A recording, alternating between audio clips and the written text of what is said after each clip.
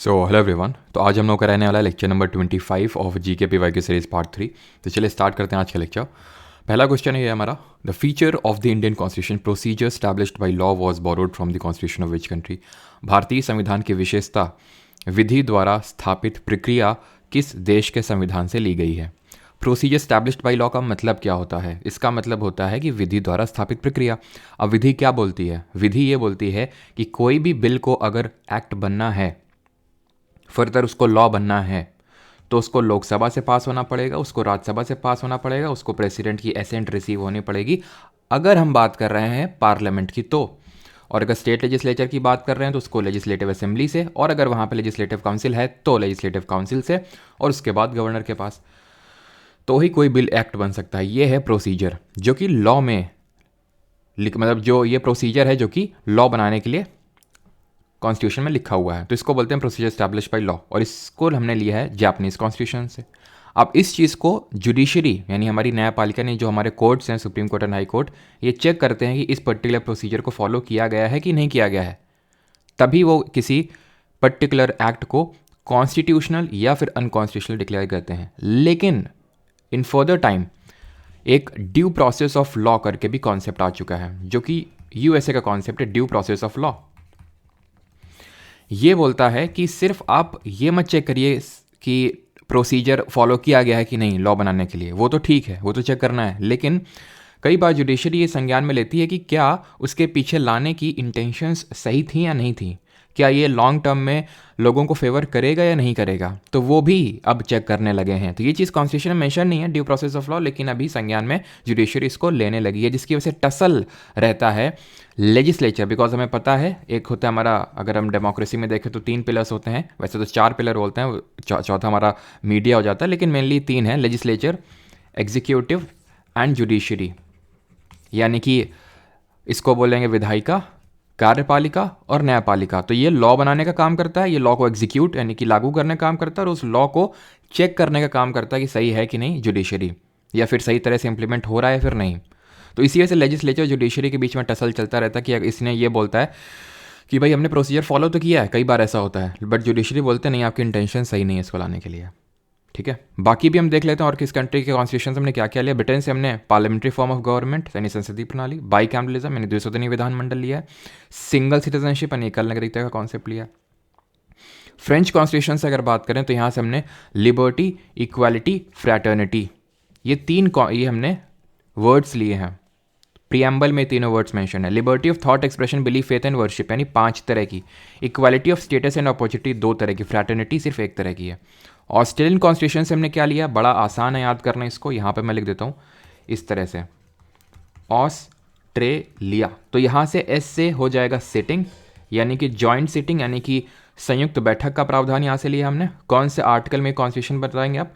ट्र से हो जाएगा ट्रेड, ट्रेड एंड कॉमर्स हमने यहाँ से लिया है, ठीक है, trade and commerce. And L से लिया है लिस्ट, लिस्ट कौन सी? कॉन्करेंट लिस्ट, जिसको कि हम हिंदी में बोलते हैं समवर्ती सूची। जॉइंट सिटिंग ध्यान रखना किन केसेस में एप्लीकेबल नहीं होती, किन तरह के बिल्स में। तो ये मनी बिल यानी कि धन विधेयक में बिल्कुल भी एप्लीकेबल नहीं है। कॉन्स्टिट्यूशनल अमेंडमेंट बिल के केस में कोई ज्वाइंट सिटिंग का प्रावधान नहीं है। ज्वाइंट सिटिंग को बुलाता कौन है? प्रेसिडेंट यानी राष्ट्रपति। प्रिसाइड यानी इसकी अध्यक्षता कौन करता है? लोकसभा का स्पीकर यानी लोकसभा का अध्यक्ष। वो नहीं होगा तो लोकसभा का डेप्यूटी स्पीकर, और वो नहीं होगा तो राज्यसभा का डेप्यूटी चेयरमैन करेगा। राज्यसभा का chairman that is vice president of India कभी भी ज्वाइंट सिटिंग को प्रिसाइड नहीं कर सकता, because he is not the member of either house of the parliament. वो किसी भी सदन का सदस्य नहीं होता है। इसलिए ज्वाइंट सिटिंग आज तक हमारे कॉन्स्टिट्यूशन में 3 बार हुई है ऑर्डिनरी बिल्स को पास करवाने के लिए।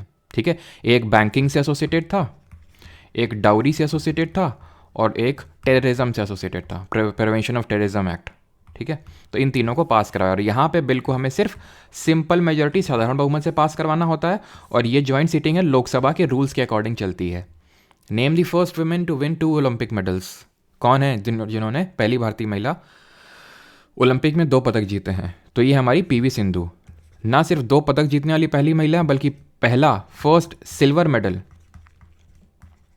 सिल्वर मेडल जीतने वाले भी पहली महिला ही है। ठीक है, youngest Indian women to win Olympic medal है। ठीक, first Indian women to win Olympic medal कौन है? First Indian women to win Olympic medal, ये है कर्णम मल्लेश्वरी। कब जीता था इन्होंने, कौन से ओलंपिक्स में जीता था और किस पर्टिकुलर स्पोर्ट से एसोसिएटेड थी? तो 2000 में जीता था, सिडनी ओलंपिक्स थे ये, एंड भारत तोलन यानी कि वेट लिफ्टिंग से एसोसिएटेड है ये। Is that clear? Lovlina Borgohain, इन्होंने भी मेडल जीता पिछला जो ओलंपिक्स हुआ था टोक्यो, जैसे पीवी सिंधु ने 2 मेडल कब जीते, एक तो रियो में जो ओलंपिक्स हुए थे ब्राज़ील में 2016 में, जहाँ पे कैरोलिना मारिन से ये फाइनल में हार गई थी पीवी सिंधु, तो गोल्ड मेडल नहीं जीत पाई थी, फाइनली सिल्वर मेडल इनको मिला था। एंड देन अभी जो टोक्यो ओलंपिक्स हुए थे उसमें ब्रॉन्ज मेडल मिला था इनको। और लवलीना बोरगोहेन ने बॉक्सिंग में जीता था, कौन सा मेडल, बॉक्सिंग में इन्होंने जीता था ब्रॉन्ज मेडल। और मीराबाई चानू ने पहले दिन है, अगर आपको याद हो, मतलब पहला मेडल यही लेके आई थी हमारे लिए टोक्यो ओलंपिक्स में, सिल्वर मेडल, ये भी वेट लिफ्टिंग से ही एसोसिएटेड है। क्लियर?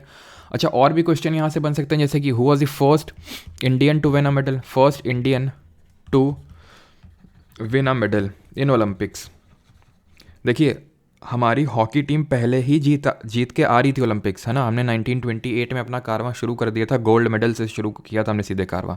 लेकिन यहाँ पे इंडिविजुअल स्पोर्ट्स पर्सन की बात हो रही है। तो first Indian to win to win a medal, to win a silver medal, to win a gold medal. तो first Indian to win a medal would be K D. Jadhav. ठीक है, K D. Jadhav was the first Indian. K D. Jadhav किससे associated थे, ये आप comment बताएंगे। अभी हमने कर्णम मल्लेश्वरी का जो देखा है वही। ठीक है, के.डी. जाधव ने 1952 में हेलसिंकी फिनलैंड में हुए थे, 1932 में ओलंपिक्स हुए थे हेलसिंकी फिनलैंड में, हेलसिंकी जो कैपिटल है फिनलैंड की। ठीक है, और अगर हम बात करें फर्स्ट सिल्वर मेडल, तो फर्स्ट सिल्वर मेडल जीता था मेजर राज्यवर्धन सिंह राठौर ने।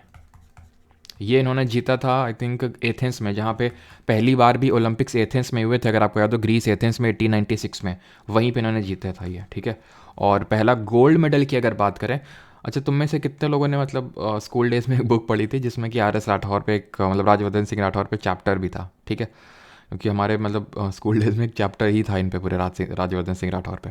तो गोल्ड मेडल की अगर बात करें तो ये अभिनव बिंद्रा ने जीता था। ठीक है, मतलब पहला गोल्ड नहीं जीता इन्होंने, पहला इंडिविजुअल कैटेगरी में है, क्योंकि इससे पहले ओलंपिक्स की जो हॉकी की जो हमारी टीम है वो ओलंपिक्स में पहले ही मेडल ला चुकी थी। ये इंडिविजुअल कैटेगरी की बात हो रही है, वो टीम है ना। अच्छा, हॉकी 5S मत भूलना आप। ठीक है, हॉकी 5S का भी वर्ल्ड कप हुआ था, कहाँ पे, मस्कट ओमान में। बहुत इंपॉर्टेंट है, पक्का पूछेगा आने वाले एग्जाम। मस्कट ओमान में हुआ था, जीता नेदरलैंड, मेल वाला भी और फीमेल वाला भी। फीमेल वाले में हम फाइनल तक पहुंचे थे, फाइनली नेदरलैंड से हार गए थे। बाकी उसमें जो आपका मेल वाला था उसमें 5th नंबर पर रहे। ठीक है, अभिनव बिंद्रा ने जीता था, कहाँ पे, ये अभिनव बिंद्रा ने सिडनी में जो नहीं सिडनी में नहीं, बीजिंग में हुए थे ओलंपिक्स, बीजिंग ओलंपिक्स में इन्होंने जीता था ये। ठीक है, बीजिंग ओलंपिक्स में। राइट, आगे बढ़ते हैं, अगला देखते हैं। And that is which of the following ports in India is the landlocked port and also well protected. Landlocked है यानी कि डायरेक्टली सी से एक्सेस नहीं है इसको। तो ये है हमारे पोर्ट्स, टोटल 13 मेजर पोर्ट्स हैं इंडिया में। जितने पोर्ट हैं उनको 2 कैटेगरी में डिवाइड करते हैं, मेजर और माइनर। किस बेसिस पे, अगर वो सेंट्रल गवर्नमेंट के हाथ में है तो मेजर बोलते हैं, और अगर स्टेट गवर्नमेंट के कंट्रोल में तो उसको माइनर बोलते हैं। ठीक है, और सारे जितने मेजर हैं 12 के 12, 13 है ना ये, तो मैं बोल रहा हूँ 12 के 12 जो हैं वो सेंट्रल गवर्नमेंट की उसमें मेन होल्डिंग है, शेयर होल्डिंग है। बट एक है जो प्राइवेट प्लेयर्स के हाथों में है, मतलब प्राइवेट उसमें शेयर होल्डिंग ज़्यादा है। तो एक एक करके देखते हैं उनको रिगार्डिंग जो चीज़ें एक्स्ट्रा वो देखते हैं। तो कांडला यहाँ पे सबसे पहले गुजरात में, it is the also known as it is also known as Pandit Deen Dayal port. ठीक है, फिर in short Deen Dayal port के नाम से इसको जाना जाता है। ये जो आप ये क्या है, ये रन ऑफ कच्छ है, यहीं पे लोकेटेड है। ठीक है, देन नीचे आते हैं, ये मुंबई है, मतलब महाराष्ट्र में 2 है, मुंबई और JNPT। ये है जवाहरलाल नेहरू पोर्ट ट्रस्ट, जिसको कि नावा शेवा के नाम से जाना जाता है। अभी आपको पता है हम लोगों ने अटल सेतु के बारे में पढ़ा था। अटल सेतु क्या है, इंडिया का लॉन्गेस्ट सी ब्रिज है। ये किसको कनेक्ट करता है, ये कनेक्ट करता है मुंबई को नवी मुंबई से। यहाँ पे जगह पड़ती है सेवरी और यहाँ पे पड़ती है चिरले। ठीक है, सेवरी को चिरले से कनेक्ट करता है। और ये जो JNPT है ना, ये नवी मुंबई में स्थित है। ये मुंबई और ये नवी मुंबई, तो एक तरह से इन्हीं दोनों को ऐसे समझ लो जोड़ा रहा है, मुंबई और JNPT। तो JNPT जो है ये इंडिया का लार्जेस्ट कंटेनर पोर्ट है, पहले मुंबई वाला हुआ करता था। ठीक है, ये इंडिया का लार्जेस्ट कंटेनर पोर्ट है। यानी बाई वॉल्यूम अगर हम देखें तो सबसे ज़्यादा इसका कार्गो होल्ड करने की कैपेसिटी है। मोरमगांव पोर्ट ट्रस्ट ये है आपका गोवा में, एंड ये है किसकी ईस्टरी में, जो जुआरी रिवर है। बिकॉज हमें पता है कि गोवा की दो इंपॉर्टेंट रिवर्स हैं, मंडोवी और जुआरी। तो जुआरी रिवर की ईस्टरी क्या होता है, ज्वारबद्ध उन्मुख। हमें पता है कि ज़्यादातर जो हमारी नदियाँ ईस्ट की तरफ फ्लो होती हैं वो यहाँ पे डेल्टा बनाती हैं, बिकॉज बहुत ज़्यादा उनका लंबा डिस्टेंस होता है, तो इसलिए वो बहुत ज़्यादा सेडिमेंट यहाँ पे इकट्ठा कर देती हैं। बट नर्मदा, तापी हो गई हमारी, और या फिर जो भी बाकी हैं, क्योंकि उनका एक तो कोर्स छोटा होता है, नहीं रास्ता छोटा होता है, ऊपर से रिफ्ट वैली में फ्लो होती हैं जैसे नर्मदा और तापी, तो ये ईस्टवरी बनाती हैं वेस्ट फ्लोइंग रिवर्स। ठीक है, मंगलुरु आपका कर्नाटका में जगह, कोची ये आपका केरला में है। इसको हम क्वीन ऑफ अरेबियन सी के नाम से जानते हैं, बिकॉज हमें पता है ये अरेबियन सी है। ठीक है, queen of Arabian sea. Then Tamil Nadu is the state having maximum major ports. 3 major port हैं अगर आप यहाँ पे देख पा रहे हैं तो। एक तो सबसे नीचे टूटीकॉर्न है, फिर उसके ऊपर चेन्नई पोर्ट है, और उसके ऊपर एन्नोर या फिर कामराजर पोर्ट है। ये कामराजर पोर्ट ही आपका प्राइवेट प्लेयर्स के हाथों में, ध्यान रखना। ठीक है, ये प्राइवेट पोर्ट है। तो 3 मेजर पोर्ट है यहाँ पे तमिलनाडु में सबसे ज़्यादा। विशाखापट्टनम ये आंध्र प्रदेश में है, जिसकी की सेकेंड लॉन्गेस्ट कोस्ट लाइन है। कल हम लोगों ने पढ़ा था, जो 7516 किलोमीटर की कोस्ट लाइन है, उसमें सबसे ज़्यादा अंडमान निकोबार की है, देन गुजरात की है, देन आंध्र प्रदेश की है। तो आंध्र प्रदेश का ये जो विशाखापट्टनम है, ये है आपका डीपेस्ट लैंड लॉक्ड पोर्ट। ठीक है, डायरेक्टली इसको सी से एक्सेस नहीं है, थोड़ा सा अंदर ही है। ठीक है, deepest land locked port. Then आपका Paradip port in Odisha, and then Kolkata port in the West Bengal. ये हमारा एक रिवराइन पोर्ट है, रिवराइन पोर्ट है। और ये जो कांडला है ये एक टाइडल पोर्ट है। ठीक है, tidal port. Moving on towards the next, यहाँ पे मैंने आंसर नहीं दिया अभी, तो आंसर क्या हो जाएगा, ऑप्शन नंबर 3 विशाखापट्टनम।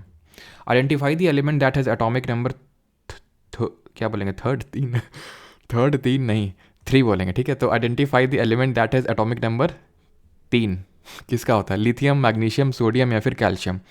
तो हमें पता है हाइड्रोजन, हीलियम, लिथियम। सिंपल 3 होता है किसका, लिथियम का, जिसको कि हम वाइट गोल्ड के नाम से जानते हैं। बहुत न्यूज़ में रहता है, बिकॉज जो टेक्नोलॉजिकल प्रोडक्ट्स होते हैं उनमें बहुत यूज़ होता है, तो इसलिए जहाँ पे भी मिलता है तुरंत न्यूज़ में आ जाता है। जैसे कि अभी कहाँ पे मिला, सैल्टन सी है कहाँ पे, यूएसए में, वहाँ पे इसके बहुत ज़्यादा रिजर्व्स पाए गए हैं। ठीक, इंडिया ने अर्जेंटीना में 5 लिथियम ब्लॉक्स को जो है का अधिग्रहण किया है। कहाँ पे, अर्जेंटीना में। वही अर्जेंटीना जिसने कि आपका फीफा वर्ल्ड कप अभी जीता था, पिछला वाला। सबसे ज़्यादा बार किसने जीता है, ब्राज़ील ने फीफा वर्ल्ड कप जीता है। ठीक है, तो इसको हम वाइट गोल्ड के नाम से जानते हैं। ये एक एल्कली मेटल है। एल्कली मेटल क्या होते हैं हमारे, जो first group of periodic table से बिलोंग करते हैं, जो पहला समूह है। बिकॉज हमें पता है हमारे पीरियोडिक टेबल में टोटल 18 ग्रुप्स हैं और 7 पीरियड्स हैं, तो उसमें से फर्स्ट ग्रुप के एलिमेंट्स को, मेटल्स को, बिकॉज मेटल है तो एल्कली मेटल बोलते हैं। इनकी वैलेंस शेल में 1 इलेक्ट्रॉन होता है, तो इसलिए इन सब की वैलेंसी जो होती है वो संयोजकता की अगर हम बात करें तो वो 1 होती है इनकी वैलेंसी। मैग्नीशियम और सोडियम भी फर्स्ट ग्रुप से बिलोंग करता है। इनकी बात करें तो ये हमारे बिलोंग करते हैं। तो इस तरह से हमने याद किया था कि हेलीना कब्र से, नॉट मांगे, हेलीना कब्र से। ठीक है, कब्र से फरार। तो ये फर्स्ट ग्रुप के एलिमेंट है। Hydrogen, lithium, potassium, rubidium, caesium और फ्रांशियम। हेलीना ना तो लिखा ही नहीं यहाँ पे, सोडियम। ठीक है, और हमें पता है सोडियम और पोटेशियम को हम केरोसिन ऑयल में डुबो के रखते हैं, बिकॉज ये हाईली रिएक्टिव होते हैं, बहुत ज़्यादा रिएक्टिव होते हैं। देन फिर हमने पढ़ा था बेटा, मांगे, कार, स्कूटर, बाप, रोए, इस तरह से कि beryllium, magnesium, calcium, strontium, barium, इस तरह से। ये हैं हमारे सेकेंड ग्रुप के एलिमेंट्स, और इनको हम बोलते हैं एल्कलाइन अर्थ मेटल। ठीक है, एल्कलाइन अर्थ मेटल। और क्योंकि ये सेकेंड ग्रुप से बिलोंग करते हैं, क्योंकि इसमें इनके वैलेंस शेल में, वैलेंस शेल का मतलब होता है जो आखिरी वाला शेल होता है, आखिरी वाला ऑर्बिट होता है, उसमें 2 इलेक्ट्रॉन होते हैं, तो इनकी वैलेंसी जो है वो 2 होती है। इनकी जो संयोजकता होती है वो 2 होती है। Who among the following rulers of the Tuluva dynasty was the writer of Amuktamalyada. Tulu वंश के निम्नलिखित में शासकों में से कौन अमुक्तमाल्यदा के लेखक थे। तो अमुक्तमाल्यदा की अगर बात करें तो इसको लिखा था कृष्णदेव राय ने। ये तेलुगु में एक स्टेट क्राफ्ट है। ठीक है, ये दोनों चीज़ ध्यान रखना। CGL 2023 में क्वेश्चन पूछा ही क्या है, तो स्टेट क्राफ्ट पे ही बुक है, मतलब कि स्टेटहुड पे कि किस तरह से राज्य को चलाना चाहिए। और ये एक तेलुगु में लिखी हुई किताब है। इन्होंने एक और किताब लिखी थी जो संस्कृत में लिखी थी उसका नाम था जाम्बावती कल्याणम। जाम्बावती कल्याणम ये इन्होंने संस्कृत में लिखी थी। इनके टाइटल्स भी आपको पता होने चाहिए। 2 टाइटल्स थे इनके, एक तो था आंध्र भोज, क्योंकि भोज एक राजा थे, मिहिर भोज गुर्जर प्रतिहार डायनेस्टी के, और एक राजा भोज थे मतलब परमार डायनेस्टी के, तो उस उन्हीं पे आंध्र भोज नाम पड़ गया क्योंकि साउथ इंडिया के थे। और दूसरा यवन राजप्रिय, ये भी इंपॉर्टेंट है। यवन का मतलब होता है ग्रीक्स, यवन राजप्रिया। ये यवन जो टाइटल है, ये यवन ग्रीक्स के लिए यूज़ करते हैं, तो ग्रीक्स के ये प्रिय थे। एक्चुअल में ये भी माना जाता है कि हमें पता है कि जैसे कृष्णा रिवर है ना, तो कृष्णा रिवर के नीचे था विजयनगर एम्पायर, और उसको ऊपर ही कंटेम्प्रेरी उसी टाइम पे बहमानी सल्तनत, बहमानी किंगडम था। तो ये मतलब इनके काफ़ी अच्छे रिलेशंस थे इनके। लेकिन जैसे ये हटे तो लास्ट रूलर हमें पता है कौन बने, अली रामा राय। और अली रामा राय फिर बैटल ऑफ तालीकोटा हुआ 1565 में, और वो सारी चीज़ें हम डिस्कस कर चुके हैं, जिसको बैटल ऑफ राक्षसी तांगड़ी बोलते हैं। उनकी हार हुई, सारी चीज़ें, ठीक है। एक चीज़ ध्यान रखना, जैसे अच्युत राय की अगर बात करें तो इन्होंने एक कमालपुरम टैंक बनवाया था। कमालपुरम टैंक जो पूरी विजयनगर एम्पायर है, सारी चीज़ें पढ़ चुके हैं, रिवाइज करते हैं। विजयनगर एम्पायर 1336 AD में फाउंड होता है। हरिहर बुक का फाउंड करते हैं। ककातिया जो डायनेस्टी थे उसके फ्यूडेटरी यानी सामंत हुआ करते थे। 4 डायनेस्टीज आई, संगम, सुलभ, तुलुव, अराइवीडू। जो तुलुव डायनेस्टी थे उससे बिलोंग करते थे कृष्णदेव राय। अच्युत राय ने कम, और ये जो डायनेस्टी एक स्टेप्ड टैंक के लिए फेमस थी। स्टेप्ड टैंक बनाते थे ये, सो दैट एग्रीकल्चर फ्लरिश कर सके। स्टेप्ड टैंक, और उसी में से एक था कमालपुरम टैंक, जिसको कि कृष्णदेव राय ने बनवाया था। इनके टाइम पे काफ़ी सारे ट्रैवलर्स हैं, जैसे कि अगर हम बात करें अच्युत राय के टाइम पे ही एक ट्रैवलर है जिनका नाम था फर्नाओ नूनीज़। ये पोर्चुगीज़ ट्रैवलर था एक, ठीक है। फर्नाओ नूनीज़ ये पोर्चुगीज़ ट्रैवलर था। कृष्णदेव राय जी के टाइम पे 2 ट्रैवलर्स हैं, डोमिंगो पीस, ठीक है। डोमिंगो पीस, दोनों पोर्चुगीज़ ही थे। डोमिंगो पीस एंड दुओते बारबोसा, ठीक है। दुओते बारबोसा। तो ये तुलुव डायनेस्टी से बिलोंग करते थे। तुलुव डायनेस्टी की अगर बात करें, टाइम पीरियड आपको पता होना चाहिए। तुलुव ने कब से कब रूल किया, 1491 से लेके 1570 तक इन्होंने रूल किया। केडीआर यानी कि कृष्णदेव राय जी की बात करें तो इन्होंने कई सारे टेम्पल्स भी बनवाए, जैसे यहाँ पे मैं लिख देता हूँ केडीआर यानी कृष्णदेव राय के जो टेम्पल्स इन्होंने बनवाए। एक तो Krishna Swami temple, Krishna Swami temple, Hazar Swami temple, ठीक है, Hazar Swami temple and Vitthal Swami temple. Vishnu ji, भगवान विष्णु पे डेडिकेटेड थे, ठीक है, विट्ठल स्वामी टेम्पल। और एक महानवमी डिब्बा करके आर्किटेक्चर था, ऐसा पक्का तो नहीं पता है कि केडीआर जी नहीं बनवाया था, लेकिन हाँ महानवमी डिब्बा याद रखना कि ये जब रिलीजियस गैदरिंग होती थी तो रूलर इसके मतलब इस सब बड़ा सा एक रेस्ड प्लेटफॉर्म होता था, वहाँ पे बैठता था रूलर, ठीक है। और एलिफेंट स्टेबल्स यहाँ पे देखने को मिले, जहाँ पे एलिफेंट को रखा जाता था, एलिफेंट स्टेबल्स, ठीक है। एक हजार टेम्पल, हजार स्वामी टेम्पल, जिसको हम लोटस महल भी बोलते हैं, ध्यान रखना लोटस महल ही हजार स्वामी इसको बोलते हैं। तो लोटस महल भी यहीं पे हमें देखने को मिला विजयनगर एम्पायर में। इनकी कैपिटल क्या थी, हम्पी थी, जो तुंगभद्रा नदी के किनारे सिचुएटेड थी। Changai dance is associated with which Indian state, तो चंगई जो डांस है वो किस स्टेट से एसोसिएटेड है। तो नाम से आपको समझ में आ रहा होगा चंगई कहाँ का ये नाम है, ये नॉर्थ ईस्ट का नाम लग रहा है ना। तो ऑप्शन नंबर 3 इसका सही आंसर होगा, नागालैंड। नागालैंड की अगर हम बात करें तो और भी हैं, जैसे कि एक आलूयट्टू है, ठीक है, आलूयट्टू यहीं का है, ये ध्यान रखना। आलूयट्टू जो है कोन्याक ट्राइब परफॉर्म करती है इसको, कोन्याक ट्राइब।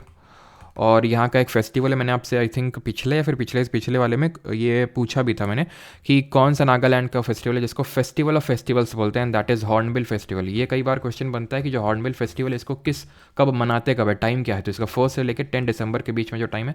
हॉर्नबिल एक बर्ड है जो माइग्रेट करती है from the Siberian region to the Nagaland, तो उसी के उसमें मनाया जाता है इसको, ठीक है। एंड टॉकिंग अबाउट, चलो एक एक करके डिस्कस कर लेते हैं महाराष्ट्र के। तो महाराष्ट्र के तो हमें बड़े अच्छे से याद है, वो ट्रिक आपने पक्का पता होगी आपको, जो मैंने आपको बताई थी शॉर्ट्स के थ्रू कि एक कोहली वड़ा पाव लाना, ठीक है। कोहली तो कोहली, ठीक है, ये अनुष्का शर्मा ने बोला इस तरह से। तो कोहली से कोहली डांस, वड़ा पाव से पाव डाव डांस, लाना से लावनी डांस। तो कोहली जी बोले लेजी कहीं की, लेजी से लेजिम डांस। चली जा नहीं तो मैं ढंग, ढंग से ढंगारी डांस, ढंगारी डांस। ढंग की जो मौनी, ठीक है, मौनी, ठीक है, तो मौनी मोनी ऐसे करके कुछ था हमारा, मौनी डांस, ठीक है, मौनी उसके पास चला जाऊंगा, ठीक है। तो इस तरह से हम लोगों ने इसके देखे थे महाराष्ट्र के जो हमारे इंपॉर्टेंट डांसेस थे। मध्य प्रदेश की अगर बात करें तो मध्य प्रदेश में जैसे कि तरतली हो जाएगा, तरतली। गंगौर, क्वेश्चन सीजीएल 2023 में ये पूछा कि गंगौर किन गॉडेस को डेडिकेटेड है, तो ये माता पार्वती को डेडिकेटेड है। ना सिर्फ एमपी में बल्कि राजस्थान में भी इसको सेलिब्रेट किया था, तो ध्यान रखना माता पार्वती को। कक्सर, क्योंकि ये सब फोक डांसेस हैं सर, क्लासिकल डांसेस तो जो एक ही स्टेट से एसोसिएटेड होगा। हमें पता है 8 क्लासिकल डांसेस हैं mentioned in the Natyashastra which is also known as the 5th Veda composed by the Bharat Muni. तो हमने पता है भरतनाट्यम तमिलनाडु से, कथकली मोहिनीअट्टम केरल से, सत्तरिया जो लास्ट में सबसे ऐड हुआ सन 2000 में वो असम में है। लेकिन और वो सिर्फ एक ही स्टेट से एसोसिएटेड है, ये मल्टीपल स्टेट्स में हो सकते हैं, बिल्कुल होते हैं, ठीक है। जैसे छऊ है, तो छऊ आपका बिहार में भी है, झारखंड में भी है, उड़ीसा में भी है, ठीक है, इन सारे राज्यों में। कक्सर हो गया आपका, और गिरिदा हो सकता है मध्य प्रदेश में, और आपका भगोरिया होता है। भगोरिया को पता है कौन सी ट्राइब परफॉर्म करती है? जो सबसे बड़ा ट्राइबल ग्रुप है इंडिया का, दैट इज़ भील। इंडिया में ट्राइबल पॉपुलेशन कितनी है एसटी की अगर बात करें तो 8.6% of total population according to 2011 का सेंसस। सबसे ज़्यादा कहाँ पे है? मध्य प्रदेश में है। और कहाँ पे बिल्कुल नहीं है? ज़ीरो है। दिल्ली हो गया, हरियाणा हो गया, पंजाब हो गया, चंडीगढ़ हो गया, यहाँ पे ज़ीरो है ट्राइबल पॉपुलेशन, ठीक। आगे बढ़ते हैं, झारखंड की बात कर लेते हैं। यहाँ पे झारखंड के क्या क्या फोक डांसेस हैं, जैसे झूमर, दमकच, पैका, मुंडारी, ये सब झारखंड के फोक डांसेस हैं, ठीक है। Dash was given the Nobel peace prize in 1970 for his contribution to agricultural development and solving the world's food problem at that time. किनको दिया गया था नोबेल पीस प्राइज 1970 में? तो ऑब्वियस ये बात है, वर्ल्ड फूड प्रॉब्लम, इसकी किसकी बात हो रही है? ग्रीन रेवोल्यूशन की बात हो रही है। किसको फादर ऑफ ग्रीन रेवोल्यूशन बोलते हैं? Norman Borlaug. Norman similar option है कि नहीं? तो ऑप्शन नंबर 4 यहाँ पे सही आंसर होगा, नॉर्मन बोरलो को फादर ऑफ ग्रीन रेवोल्यूशन बोलते हैं। विलियम गॉड की अगर बात करें तो इन्होंने टर्म दिया था, जो ग्रीन रेवोल्यूशन जो टर्म है वो विलियम गॉड ने दिया था। एम.एस. स्वामीनाथन को father of green revolution in India बोलते हैं, और ये ही was the first person to receive the world food prize, ठीक है। और ये क्वेश्चन बना एक, जैसे मैं भी देख रहा था, आई थिंक IB एग्जाम या फिर किसी और एग्जाम में, कि IB में आई थिंक बना था कि इसमें हाई ईल्ड वैरायटी सीड, ये तो हमें पता ही है, हम इसको कई बार डिस्कस कर चुके हैं, इसके प्रोज क्या थे, इसके कॉन्स क्या थे, सारी चीज़ें। कहाँ पे आया? मतलब सबसे पहले rich and affluent states of Punjab, Andhra Pradesh, यहाँ पे सबसे पहले आया। इसमें हाई टेक्नोलॉजी इनपुट्स की नीडेड थी। इसके डाउन साइड क्या था कि सॉइल की एल्कलिनिटी बढ़ गई, ग्राउंड वाटर लेवल नीचे हो गया, और क्योंकि पेस्टिसाइड वगैरह बहुत ज़्यादा, फर्टिलाइज़र बहुत ज़्यादा यूज़ होने लगे, तो इसकी वजह से और क्या होने लगा कि फर्टिलाइज़र का कंजम्पशन और बढ़ने लगा, ठीक है। तो ये सारी चीज़ें मैंने आपको समझाई। तो हाई ईल्ड वैरायटी सीड सबसे पहले मैक्सिको और सेंट्रल अमेरिकन रीजन में ग्रीन रेवोल्यूशन को लाया गया था, जिससे प्रोडक्टिविटी काफ़ी ज़्यादा हो गई। तो सबसे पहले इंडिया में किस पर्टिकुलर क्रॉप की हाई ईल्ड वैरायटी सीड को लाया गया? तो दैट वाज वीट। पहले हम PL 480 करके वीट की एक वैरायटी थी जिसको इंपोर्ट करते थे USA से। अभी तो हम सेल्फ सफिशिएंट है और एक्सपोर्ट भी करते हैं। By which act was the dyarchy rule system abolished in the provinces? किस अधिनियम द्वारा प्रांतों में द्वैध शासन व्यवस्था को समाप्त कर दिया गया? कौन सा एक्ट है जिसने डायरकी क्या होती है? डायरकी मैं कई बार आपको बता चुका हूँ, फिर से बताता हूँ कि डायरकी होती है कि जहाँ पे देखिए, जैसे कि अभी शेड्यूल नंबर 5 में क्या है? डिवीजन है सब्जेक्ट्स का, union list, state list, concurrent list. उस तरह से पहले भी डिवीजन था। सेंट्रल सब्जेक्ट्स थे, ठीक है, ऐसे समझ लो कि सेंट्रल सब्जेक्ट्स हुआ करते थे जो सब्जेक्ट्स होते थे, और एक प्रोविंशियल सब्जेक्ट होते थे, ठीक है, प्रोविंशियल, ठीक है, कि इसमें सेंट्रल लेजिस्लेचर लॉ बनाएगा और इसमें प्रोविंशियल लेजिस्लेचर लॉ बनाएंगे। इन सब्जेक्ट्स को फर्दर हमने 2 कैटेगरी में जो डिवाइड कर दिया ना, रिजर्व्ड और ट्रांसफर्ड। रिजर्व्ड और ट्रांसफर्ड, इसी सिस्टम को डायरकी बोलते हैं। इसको इंट्रोड्यूस किया गया था Montagu Chelmsford for reforms, that is government of India 1919 से इसको इंट्रोड्यूस किया गया था। और हमें पता है ये दोनों कितने आपस में लिंक्ड हैं। ये डायरकी लाया था प्रोविंसेस में, इसने ऑटोनॉमी दे दी प्रोविंसेस को। ये मैं अब ज़्यादा लिख नहीं रहा हूँ बिकॉज कम से कम 3-4 बार मैं ये बता चुका हूँ, ठीक है। ऑटोनॉमी लाया था कहाँ पे? प्रोविंसेस में, उनको स्वायत्तता दी थी, यानी कि यहाँ से इसने प्रोविंसेस से डायरकी को हटा के उनको ऑटोनॉमी दे दी थी, और इस डायरकी को सेंटर में ले आया। डायरकी को सेंटर में इसने इंट्रोड्यूस किया, ठीक है, मतलब एक तरह से ऐसे समझ लो बदला लिया 1919 का। 1919 वाला बाई कैमरलिज्म, द्विसदनीय विधानमंडल, इसने इंट्रोड्यूस किया कहाँ पे है? सेंटर में, ठीक है। इसने कहाँ इंट्रोड्यूस किया? इसने प्रोविंसेस में इंट्रोड्यूस कर दिया, लो, लेकिन सारी में नहीं, 6 आउट ऑफ 11 में। इसने सेपरेट इलेक्टोरेट सिस्टम को एक्सटेंड किया। सबसे पहले not Indian council act, government of India act आया था 1909 का, जिसको मॉर्लेमेंटो रिफॉर्म्स बोलते हैं। और ये नाम क्यों पढ़ते हैं ये भी मैंने बताया था। जैसे इसको मॉर्लेमेंटो क्यों बोलते हैं? क्योंकि मॉर्ले उस समय का सेक्रेटरी था और मिंटो उस समय का वॉइस रॉय था, और इसने सेपरेट इलेक्टोरेट, ठीक है, सेपरेट इलेक्टोरेट लाया था, पृथक निर्वाचन लाया था। किसके लिए? सबसे पहले मुस्लिम्स के लिए। इसीलिए मिंटो को father of Indian communalism, Bharat में साम्यवाद का जनक मानते हैं, ठीक है। तो ये सिस्टम है, और इसी ने क्या किया था? इंडियंस को इन दी वाइसरॉय के एग्जीक्यूटिव काउंसिल में हिस्सा लेने का मौका दिया था, और फर्स्ट इंडियन थे सत्येंद्र प्रसाद सिन्हा। तो answer would be here option number 2।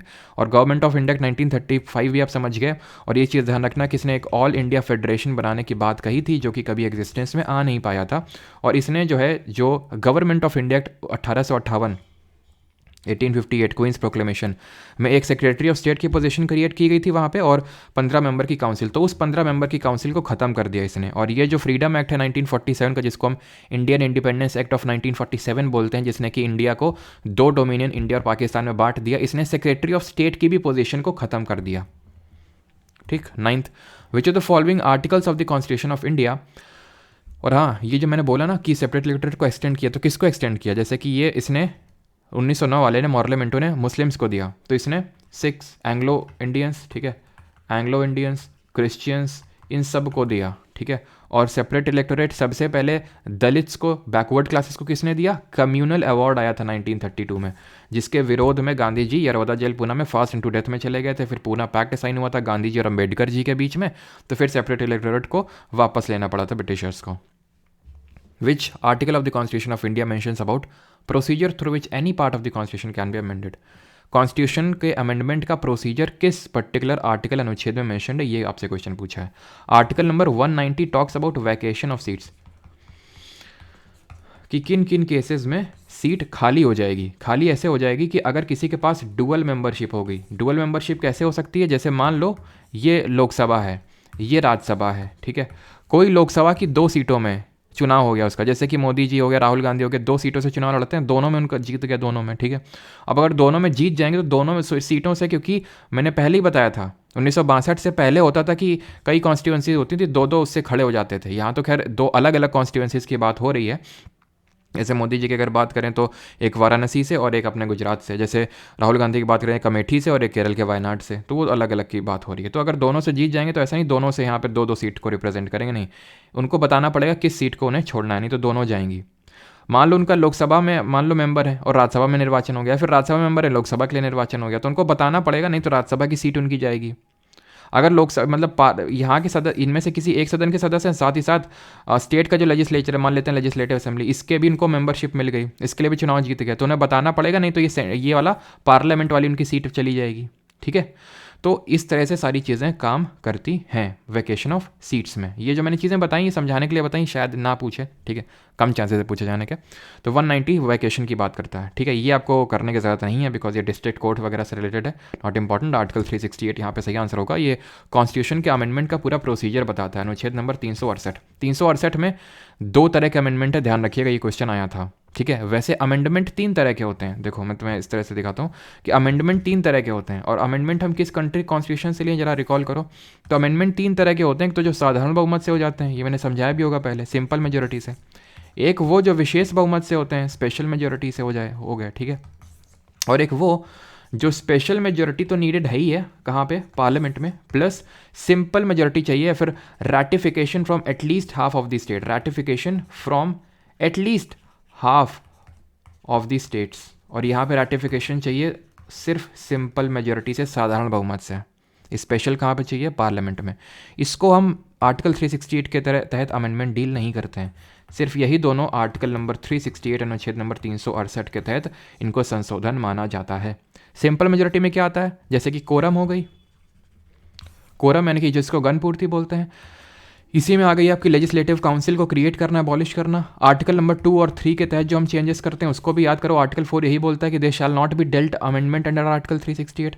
Number of puisne जजेस, यानी कि अगर जजेस बढ़ाने हैं तो, ठीक है, ये सारे काम सिंपल मेजोरिटी से हो जाते हैं। स्पेशल से क्या होते हैं, अगर आपको फंडामेंटल राइट्स को अमेंड करना है, डीपीएसपी को अमेंड करना है, तो ये इससे होगा। इससे क्या होगा, अगर प्रेसिडेंट के इलेक्शन में कोई चेंज करना है, अगर राज्यसभा के इलेक्शन प्रोसीजर में कोई चेंज करना है, आर्टिकल 368 खुद इसी में आता है, special majority plus ratification of half of the state. आपको शेड्यूल नंबर शेड्यूल नंबर से अब गलती से मैंने आई थिंक, अब मुझे याद आ रहा है कि मैंने आई थिंक शेड्यूल 5 बोल दिया था यहाँ पे, ये डायर की पढ़ाते वक्त आई थिंक, है ना। शेड्यूल 7 में मेंशन्ड है स्टेट लिस्ट, ये यहाँ पे, ठीक है, जो मैंने बताया था कि यूनियन लिस्ट, स्टेट लिस्ट और कॉन्ग्रेड, शेड्यूल 7 में। शेड्यूल 5 में तो टीएस ऑफ वर्ल्ड पीएम वो है हमारे शेड्यूल्ड एरियाज़, है ना। 5th शेड्यूल में तो शेड्यूल्ड एरियाज़ हैं, अदर शेड्यूल्ड एरियाज़ और फेडरलिस्ट, ये हमारी 7th शेड्यूल में है, ठीक है, सॉरी फॉर दैट। तो 7th शेड्यूल अगर आपको करना है, बाकी अगर आपको शेड्यूल में चेंजेस करने हैं जैसे कि 2nd शेड्यूल हो गया, 5th शेड्यूल हो गया, 3rd, ये सब सिंपल मेजोरिटीज हो जाएंगे। 7th शेड्यूल आपका आता है special majority plus ratification of half of the state में, ठीक है। तो ये चीज़ ध्यान रखनी है। तो ये पूरा प्रोसीजर लिखा हुआ साउथ अफ्रीका से लिया है और पार्ट कौन से कॉन्स्टिट्यूशन में दिया हुआ है ये आपका होमवर्क है। आर्टिकल 100 में क्या दिया हुआ है, इसमें 2 चीज़ें दी हुई हैं, एक तो वोटिंग किस तरह से हाउस में होगी और दूसरा कोरम। कोरम क्या होती है, जो अभी मैंने बात कही गणपूर्ति, इसको बोलते हैं कि 1/10 ऑफ द मेंबर्स होने ही चाहिए सदन में। जैसे कि 543 मेंबरशिप है हाउस की, तो 554 लोकसभा की बात कर रहा हूँ, 54 मेंबर्स होने ही चाहिए सदन की कार्रवाई को आगे बढ़ाने के लिए, नहीं तो सदन को स्थगित कर देगा प्रिसाइडिंग ऑफिसर, पीठासीन अधिकारी, जो लोकसभा के केस में स्पीकर होता है, जो कभी ओम बिरला है, पहले जीवी मावलंकर थे, पहली महिला मीरा कुमारी थी, ठीक है। राज्यसभा के केस में जैसे वहाँ की 245 मेंबरशिप है, तो वहाँ पे रफली 25 मेंबर चाहिए अगर सदन की कार्रवाई को आगे बढ़ाना, नहीं तो वहाँ के जो प्रिसाइडिंग ऑफिसर है, नहीं chairman of Rajya Sabha, that is vice president, that is जो अभी जगदीप धनखड़ हैं, पहले कौन थे, सर्वपल्ली राधाकृष्णन, तो वो उनको जो उसको जो है क्या कर देंगे, ख़त्म कर देंगे, मतलब ख़त्म मतलब एडजर्न कर देंगे, ठीक है, एडजर्न कर देंगे कि भाई house is adjourn for tomorrow या फिर फॉर द नेक्स्ट सिटिंग, इस तरह से हाउस को एडजर्न करता है प्रिसाइडिंग ऑफिसर। प्रोरोग और डिसॉल्व करने का काम कौन करता है, president of the India. Dissolve सिर्फ लोकसभा ही होता है। Which of the following reforming societies believed Vedas to be the fountain of all the knowledge, that is it considered Vedas as infallible. Infallible का मतलब होता है जिसमें कोई त्रुटि नहीं है, जिसमें कोई एरर है ही नहीं। ये आर्य समाज बोलता था, क्योंकि आर्य समाज का नारा था गो बैक टू वेदास, यानी वेदों की ओर लौटो। अब इसको फॉर्म किसने किया था, तो सबसे पहले 1875 में किसने, स्वामी दयानंद सरस्वती, ठीक है, स्वामी दयानंद सरस्वती, इन्होंने इसको फॉर्म किया था आर्य समाज को 1875 में। और इन्होंने एक और नारा दिया था, इंडिया फॉर इंडियंस, ठीक है। इन्होंने ही शुद्धि मूवमेंट चलाया था, जिसको प्योरिफिकेशन मूवमेंट बोलते हैं। शुद्धि मूवमेंट क्या था, जो लोग जबरन धर्म परिवर्तन, जिनका हिंदू धर्म से किसी और धर्म में हो गया, तो उनको वापस हिंदू धर्म में लाने के लिए। ब्रह्मो समाज की थोड़ी सी चर्चा कर लेते हैं।